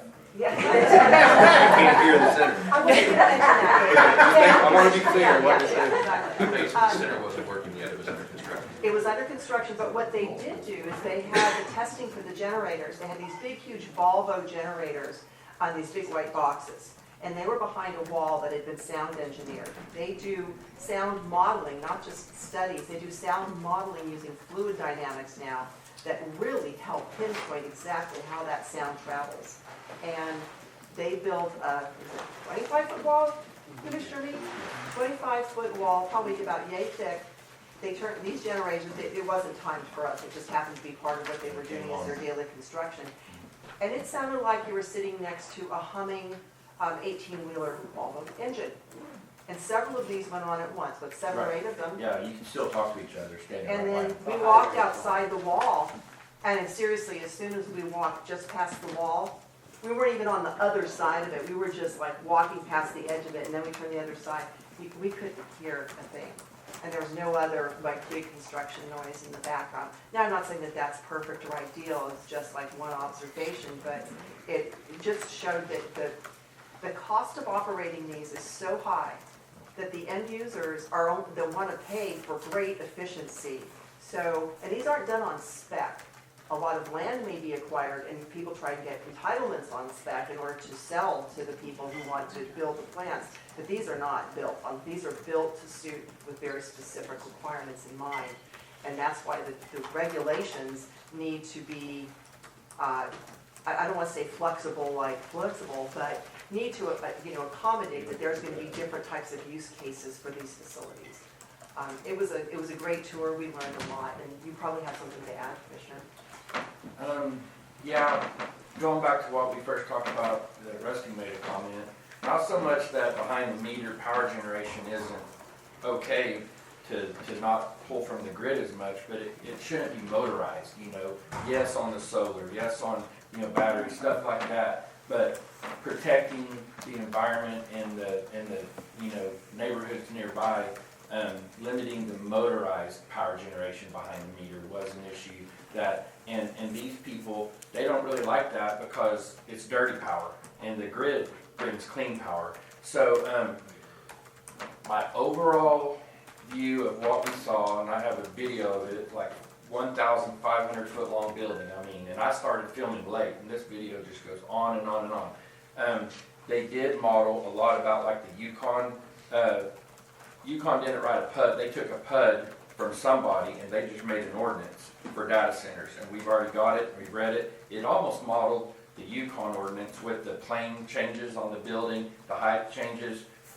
Even if they had entitlement to do 80 foot, this building was max 35, period. And it was, a majority of that 35 was parapets because all equipment had to be hid from view. And one other thing, all the cooling systems were on the roof. All the generators were in these very high dollar white boxes, and instead of doing a large motor generator, like a big Caterpillar, you know, engine, it was 6 small Volvo Penta turbo diesel engines per box. So each box generated 3,750 kW, and there's like 400 of them all the way down, and then the wall. So I got really into asking questions about the acoustic study. I was told that whether you limit the decibels at the boundaries of the facility with decibel monitoring, you know, even having your monitors calibrated yearly and noise reports to the cities, even if you just required that, they're going to pay for that acoustic study because they can't get it wrong. They said that they paid $400,000 for their acoustic study. And the acoustic study's goal is to make all the sound go up, not out. If they missed, if these engineers that do these acoustic studies, if they missed and they had to rebuild something, it would cost way more than the $400,000. These are, you know, multi-billion-dollar investments. So whether we require acoustic or we require the decibel limits on boundaries, they're going to do the acoustic studies. They have these tilt-up buildings, and on the generator side, one thing that I noticed and brought up was they had applied perforated panels all the way down the back of this building that you couldn't even see because the wall hid the generators. The generators, sound goes both ways. The wall stopped one way on the building that they had built. They had all these perforated panels that absorbed the sound so that nothing even went into the building. I do want to say there was this really neat deal where the server racks are. They call it was it a HAB, Josh? Or HAB, some kind of acronym. But all the servers go to the back. Instead of letting that heat out from the servers and having to cool the entire building, they lock these servers into an aluminum enclosure. So in the middle of each row, that's the only thing that the heat goes up and out, the cooling goes into it. So the rest of this giant building, the ambient temperature in there is like, you know, mid-70s all the time. So they're trapping the heat right at the back of the servers. And like I said already, rinse and repeat. The builder side of me, to explain to you guys, they take a site, they dig down 4 feet, they put in all these concrete tunnels that resemble water lines, and they have where conduit comes up, and they just rinse and repeat this design all the way down, called a data hall. Each one's called a data hall, and they can't build them out until the power's available, but they start trucking right away on the very first ones. We went into rooms that they were rooms like 5 times the size of this room that was just transfer switches, so that if the generators came on, all the transfer switches throw. They said each end user has different MEC codes. They like to do it certain ways. Some of them, the transfer switches are on the generators. In this one, they wanted to use the transfer switches in the buildings. Safer, you know, more weather protected. The building seemed like, to me, and we've released many of these heavy, you know, UPS type trucking centers. We released that one on Sarah Road recently that's coming to council, that's heavy industrial. It'll be like a lot of semis coming and going. To me, a building like that is way worse for neighbors than what I saw. I'm just gonna go out and say that. This building, you know, one of the problems we have in Ward 3 that we hear constantly, traffic. Our schools are busting at the seams. We're building roads faster than we can recover. This kind of neighbor, I believe, wouldn't affect that. It is a 5 to 7 year build out, and it brings in major employment, major high paying jobs. These people, a lot of them stay because they have to maintain all these systems.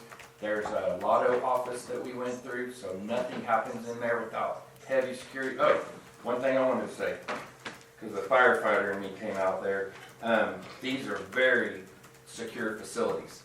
And, you know, they're telling us we can't, in a special team, we couldn't even go into the actively running areas. I'm like, wait a minute.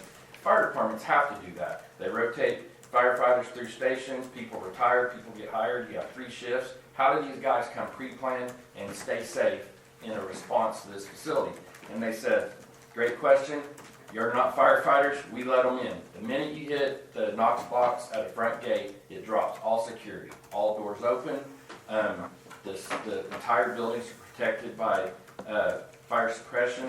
The initial part of the fire suppression is a dry system where hydrogen, some kind of chemical puts out some kind of fire, but if that doesn't do it, it backfills with water, and these become typically water protected buildings. Not good for their product, but who cares if you're putting the fire out. So I was concerned about that, you know, public safety entry, all gates drop. That's one important thing that I think we should put a requirement on. But I think, you know, Mike Wilson would pick that up and fire would take that through the building permit process. So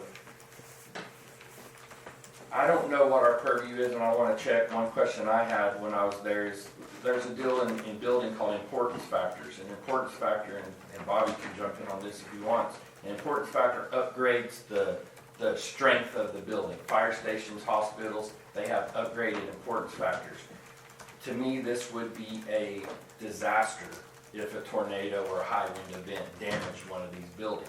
And I think requiring an upgrade in the importance factor on this building so that it would withstand a higher weather event would be very important. I would think that the facility owners, operators would want that the building we were in looked to me like the Dollar General warehouse that was on I-35 out by Ardmore that took a hit. Now the building didn't, you know, just keep going like dominoes, but it just, you know, threw this building all over the place. It's just tilt-up walls, bar joists like a Walmart, with interior poles holding up, you know, the half spans or quarter spans of the bar joists. To me, I believe, you know, those joists need to be substantial, and I believe that it'd be important to research a little bit of an importance factor upgrade.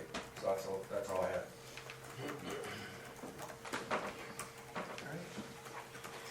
Yeah, I mean, I'll throw in from the utility perspective on it too, right? And one, Councilman Carter, so we did tour a facility that was under construction, but 100 yards from us, there was a fully operational data center building as well. And so when we said we could stand outside 30 feet from the generator running and from the whole other data center, and the loudest thing we heard was the highway, that was noticeable. From the utilities perspective, the one we toured is actually a waterless facility. So I believe they said it was going to be 180 megawatt perhaps. And all the cooling was ran off a closed loop glycol filled systems. So there was no impact, there was no water use at all. Other than the restrooms and the break room, Yeah. domestic water. Right. So that's kind of where I was highlighting. There's any variation of this continuum from absolutely no water to massive amounts of water. So it's, data centers can work either way. We've seen it. And there's trade-offs, because I think it made the facility larger because of what he's talking about, you know, trapping and building these special rooms that trap, you know, in on a water-cooled system, the facility could be smaller, much smaller. Right, there's one other requirement that's coming is the servers or the chips are liquid cooled, so they drop them in liquid, so it has literally no cooling requirement. And I said I was done, but that's one last thing. I had to, you know, I told these guys, they're probably sick of hearing it, but when I first hired on the fire department in 1994, one of the most dangerous buildings in our areas that they took firefighters to tour were the Southwestern Bell switching buildings. These were deep in the ground, multiple stories. They were just in the middle of neighborhoods that people didn't really know how bad they were. And you walked in these buildings and they were a firefighter's nightmare. I mean, racks, wires, hazmat, oil inside, cooling these things. And guess what? Those buildings are empty now. These big, gigantic buildings are limited down to a rack.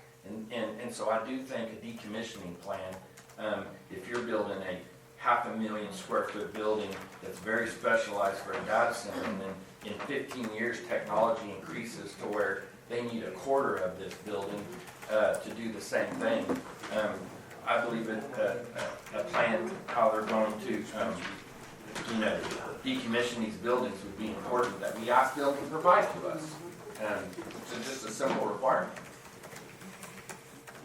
I think my one thing I would say, kind of alluded to this at the beginning, of just if they have the land and power and resources, they're going to want to be here. So just we as a city, and that's this body, council, others, just decide what standard we want people to build to, and they'll build to it. Yes. And that's the bottom line. And we want to be business friendly, and of course, my job, I'm supposed to be the most business friendly person in OKC, but I still think it's like we just set our standard and then we build, don't build. There's a lot. High. Yes.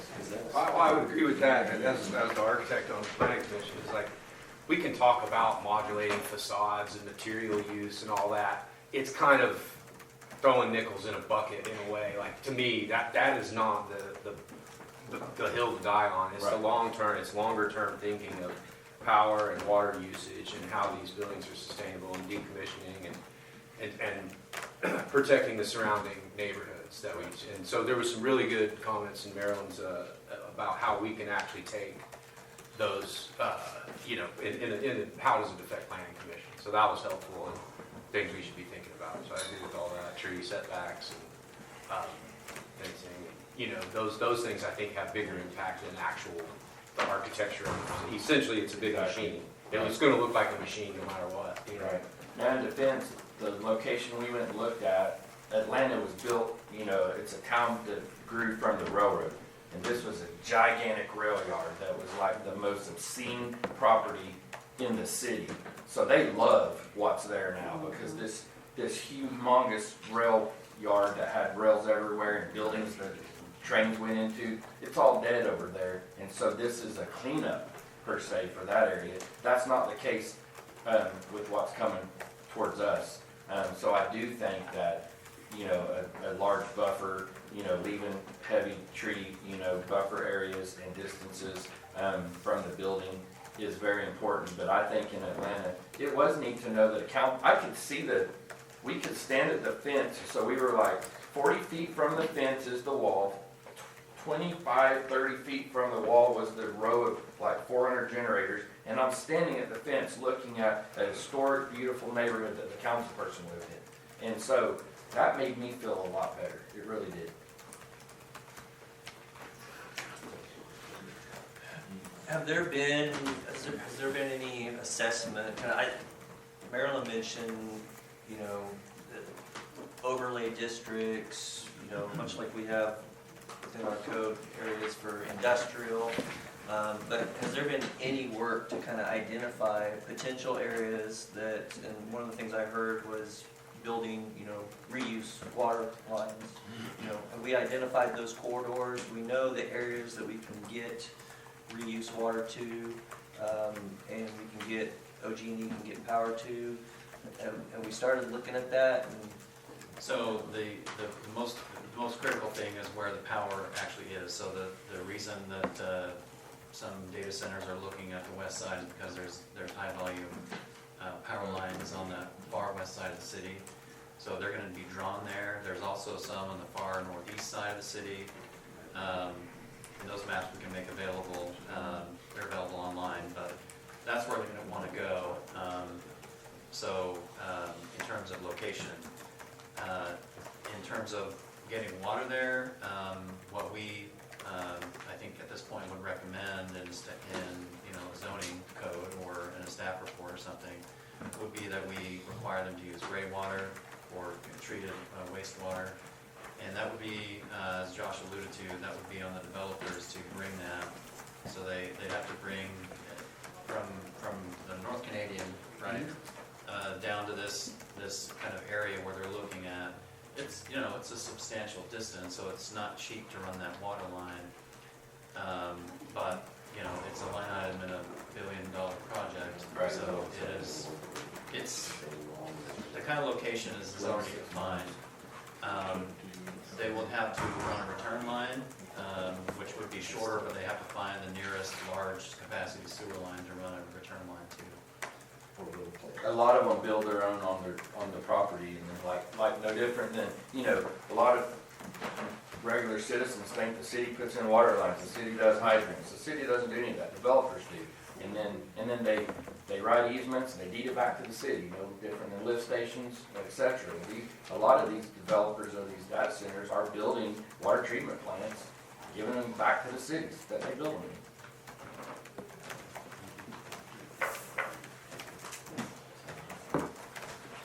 Do we want to hear from the water board? Because I know y'all have to do studies, 10-year studies or 5-year studies. I don't know. Yeah, I'm not putting you on the spot. I'm just saying, are there anything that those reports are saying about water use? Across the state?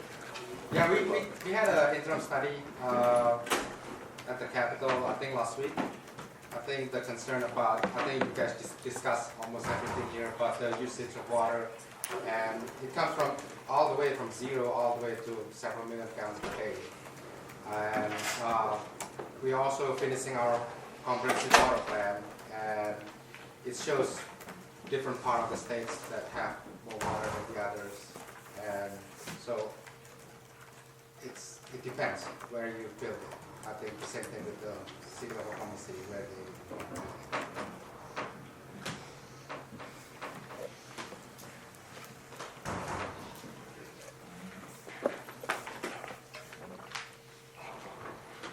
Anything else? Any other questions? Other questions? Next steps, where are we going from here? So, good question. Next steps, obviously for any cases that will be coming soon before we get the code updated, we'll be, you know, memorializing a lot of this in PUD documents themselves. So, we will take all this information. You know, we've already got some things in mind for basically everything you've talked about here, like what we would do for building design, site design, noise control. Noise, for example, we had reinforced, and this came up with the amphitheater case not too long ago. Walls make the difference. You've got to have walls. Trees matter, but you have to have a lot of them. They don't attenuate the sound nearly as well as walls do, which stop them and send the noise upward like the freeway wall. The amphitheater, that was cost prohibitive for them, wouldn't do it. That's a different scenario here.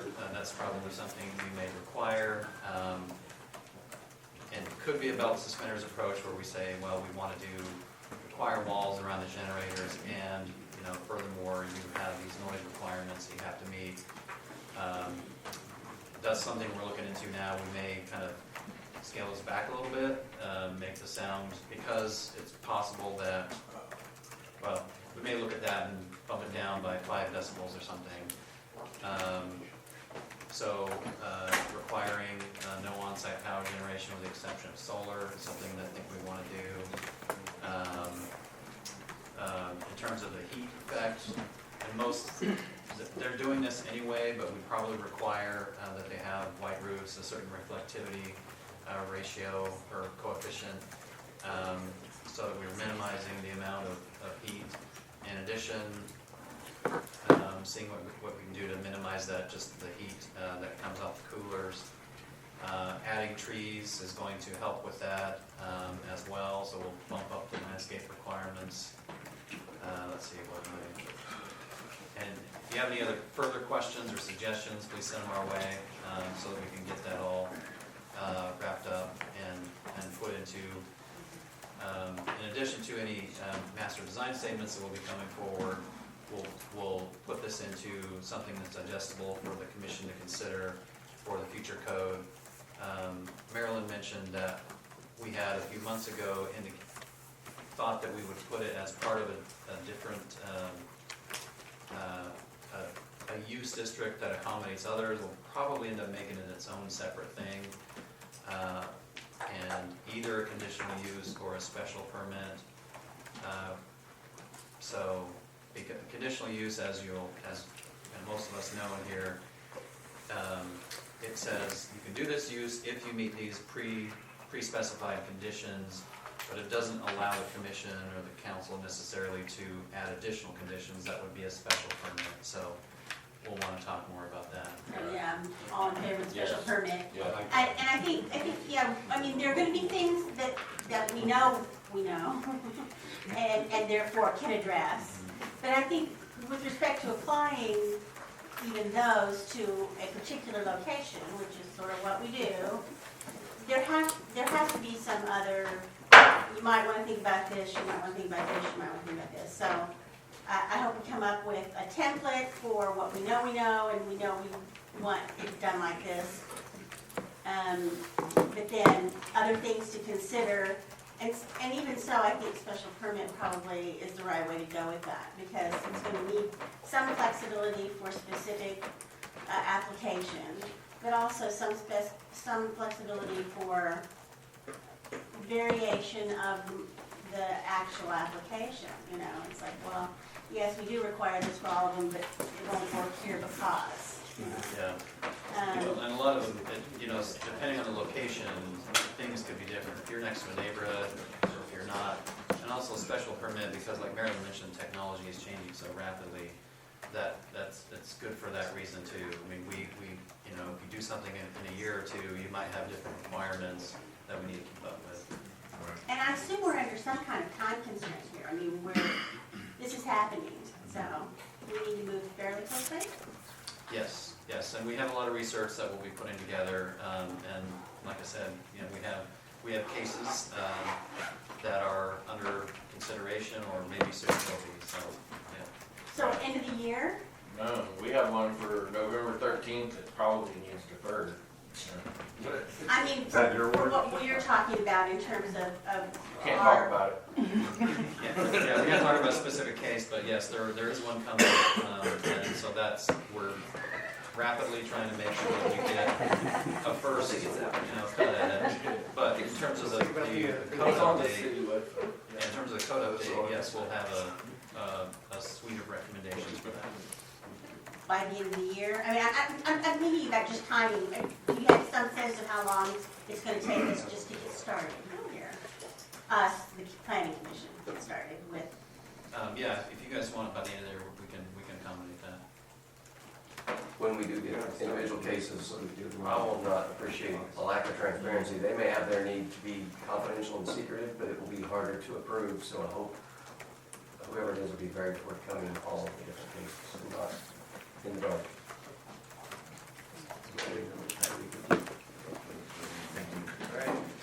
All right, appreciate everyone's input. We are adjourned. Thank you.